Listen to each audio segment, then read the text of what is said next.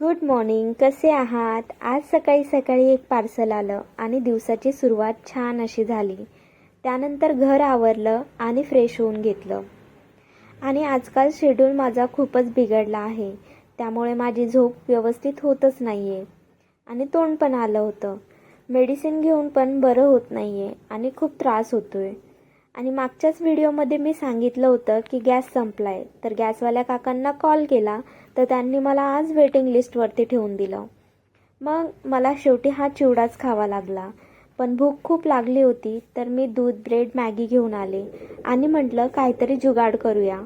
तर मग हीटरच्या पाण्यात भांडं ठेवलं आणि डबल बॉइलिंग मेथडनी मॅगी बनवत होते. शेवटी सायन्सचे स्टुडंट, कुटाणा तर आम्हाला लॅबमध्ये शिकवलेला असतो.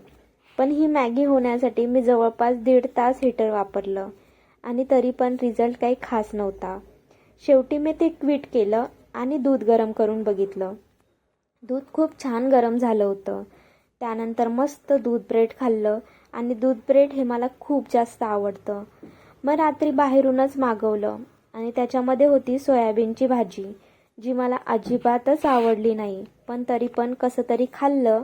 त्यानंतर भांडी घासून घेतली आणि आवरावर केली आणि खूप दिवसापासून हे बुक रीड करायचं होतं, ते वाचलं. Thanks for watching.